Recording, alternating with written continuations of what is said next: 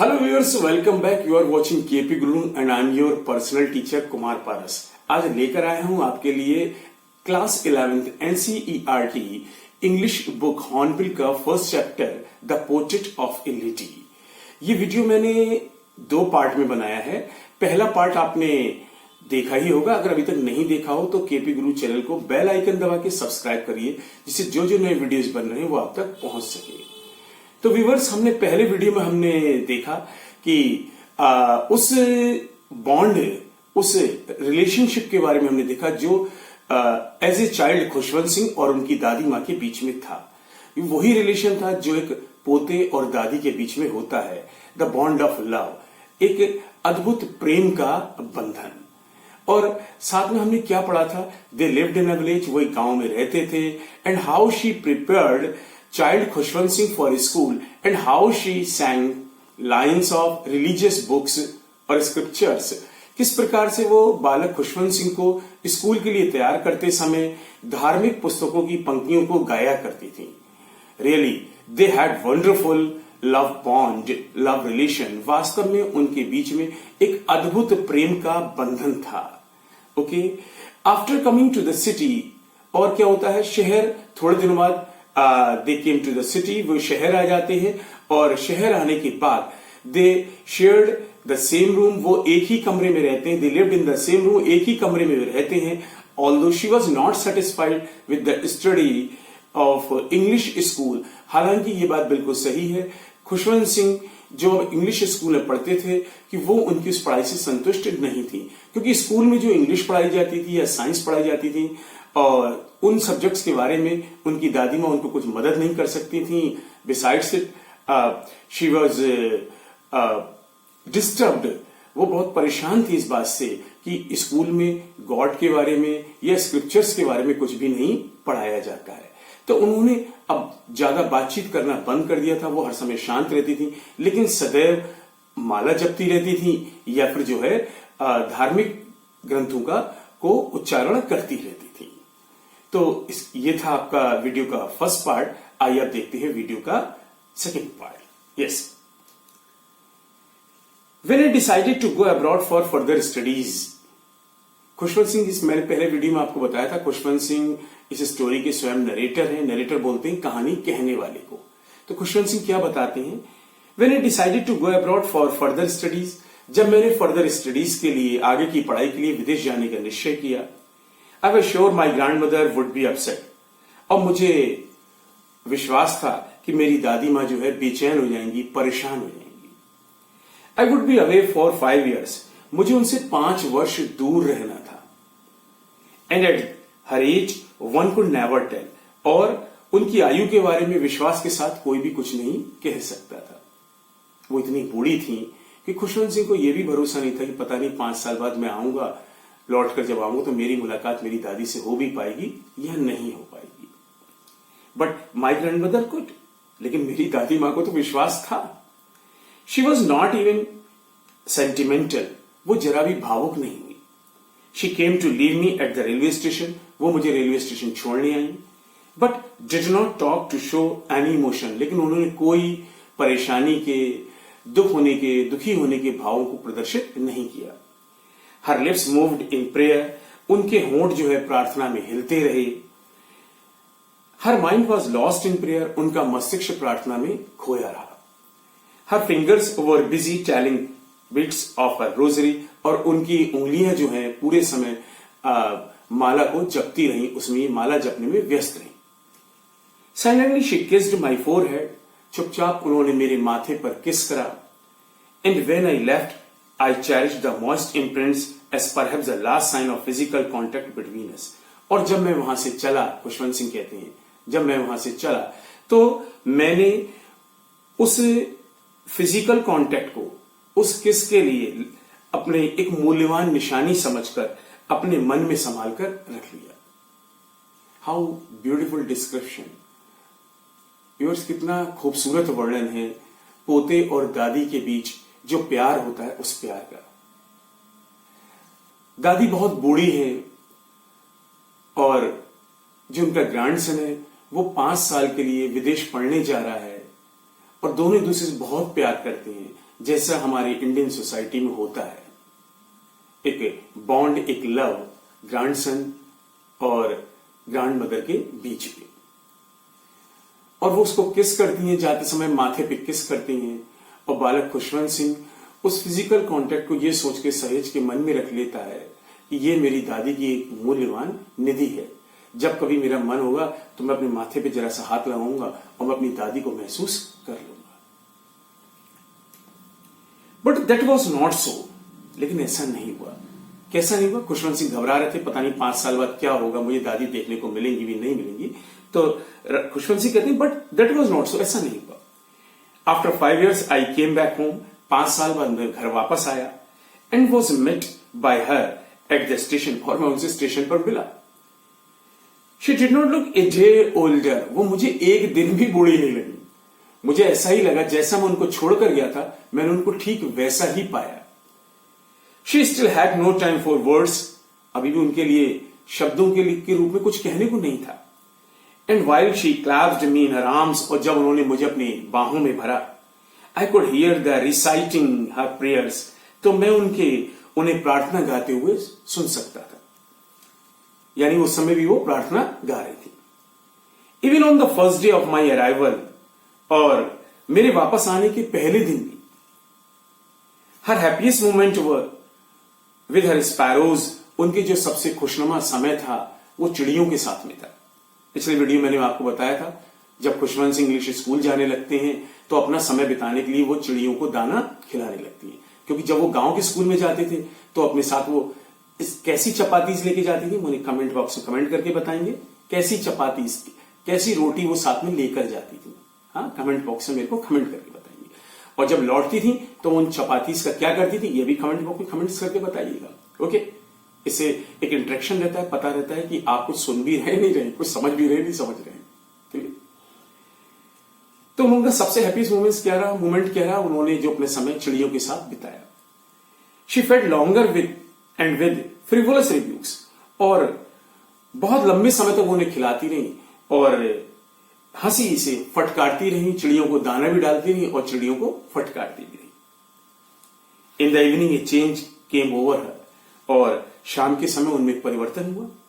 She did not pray, उन्होंने प्रार्थना नहीं की। अब देखिए ऐसा क्यों लिखा खुशवंत सिंह जी ने कि उन्होंने प्रार्थना नहीं की, because it was her routine. ये उनका रूटीन था, ये उनकी दिनचर्या थी।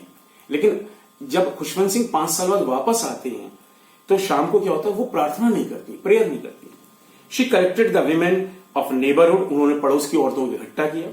Got an old drum and started to sing, और एक पुरानी ढोलक कहीं से लाई और वो गीत गाने लगी।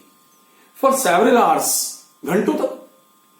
She thumped and sagging scales of the dilapidated drum, उस ढीली ढाली ढोलक को वो बजाती रही, गाती रही। And सैंग of home coming of the warriors, और योद्धाओं की घर वापसी आने के गीतों को गाती रही। We had to persuade her to stop to avoid over straining, हमने उन्हें रोकने का प्रयास किया कि भाई ऐसा मत करिए, आप पे स्ट्रेन पड़ रहा है, आप पर बहुत तनाव पड़ रहा है, अब इतना ज्यादा जो है गाइए मत, इतना ज्यादा इस ढोलक को मत बजाइए। That was the first time since I had known her that she did not pray. ये पहला अवसर था जब मैंने उन्हें देखा कि उन्होंने प्रार्थना नहीं की थी। Next morning she was taken ill, अगली सुबह वो बीमार हो गई। It was a mild fever, the doctor told us that it would go. उन्हें हल्का बुखार था और डॉक्टर ने हमें ऐसे बताया कि ये बुखार जल्द ही चला जाएगा। But my grand mother thought differently, लेकिन मेरी दादी माँ तो जो है कुछ अलग ही सोच रही थी, उनका विचार तो बिल्कुल अलग था। She told us that her and was near, उन्होंने हमें बताया कि उनका अंत जो है वो निकट है।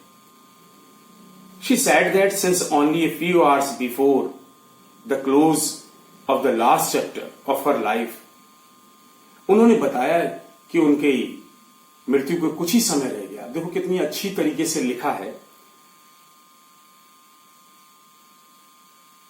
The last chapter of her life. The last chapter of her life को क्या लिखा है, मृत्यु के लिए लिखा। She had omitted to pray, she was not going to waste any more time talking to us. वो प्रार्थना करना जो है उन्हें ध्यान नहीं रहा था, वो प्रार्थना करना भूल गई थी, इसलिए वो हमसे बात करने में अपना समय नष्ट करना नहीं चाहती थी। वी प्रोटेस्टेड, हमने विरोध किया कि भाई आपकी तबीयत इतनी खराब है, आप प्रार्थना मत करिए। But she ignored our protest, लेकिन उन्होंने हमारे विरोध पे ध्यान नहीं दिया। शी ले पीसफुली इन बेड, वो आराम से शांति से बिस्तर पे लेट गई, प्रेइंग और प्रार्थना करने लगी, एंड टेलिंग हर बीट्स, और अपनी माला को फेरने लगी, जपने लगी। Even before we could suspect, इससे पहले कि हम कुछ समझ पाते, हमें कुछ शक हो पाता, हर लिप्स स्टॉप्ड मूविंग, उनके होठों ने हिलना बंद कर दिया, and the rosary fell from her lifeless fingers, और उनकी निर्जीव उंगलियों से वो माला नीचे गिर गई। A peaceful pallor spread on a face, उनके चेहरे पर एक पीलापन, एक शांति सी छा गई। And we knew that she was dead, और हम जानते थे that she was no more, कि अब वो इस संसार में नहीं है, उनकी मृत्यु हो चुकी है। We lifted her off the bed and is customary laid her on the ground and covered her with a red shroud. हमने उनके लिए बिस्तर से उठाया और जैसा कि रिवाज होता है उन्हें जमीन पर लिटाया और एक लाल कपड़ा, एक रेड श्राउड, जिसको हम लोग कफन भी बोलते हैं, वो उनके ऊपर ढक दिया, उससे उन्हें कवर कर दिया, ढक दिया। After few hours of mourning, कुछ घंटे शोक व्यक्त करने के बाद, MOURNING, mourning, mourning means with होता है शोक व्यक्त करना, to express grief. We left her alone, हमने उन्हें अकेला छोड़ दिया, to make arrangement for her funeral, उनके अंतिम संस्कार का इंतजाम करने के लिए। फ्यूनरल मीन्स होता है द लास्ट कस्टम, अंतिम संस्कार। In the evening we went to her room, शाम के समय उनके कमरे में गए, with a crude stretcher to take her to be cremated, एक अर्थी लेकर जिस पर कि उन्हें लिया जा सके दाह संस्कार के लिए। The sun was setting, the सूरज जो है, सूर्य अस्त हो रहा था, and had lit her room and veranda with a blaze of golden light, और जबकि सूर्य अस्त हो रहा था लेकिन फिर भी जो है बरामदे में और उनके कमरे में सूर्य की सुनहरी रोशनी जो है से वो जगमगा रहे थे। बरामदा और कमरा, या उनकी सूर्य की सुनहरी रोशनी बरामदे और कमरे में पड़ रही थी। We stopped halfway in the courtyard, हम आंगन में आधा ही चले थे कि हम रुक गए।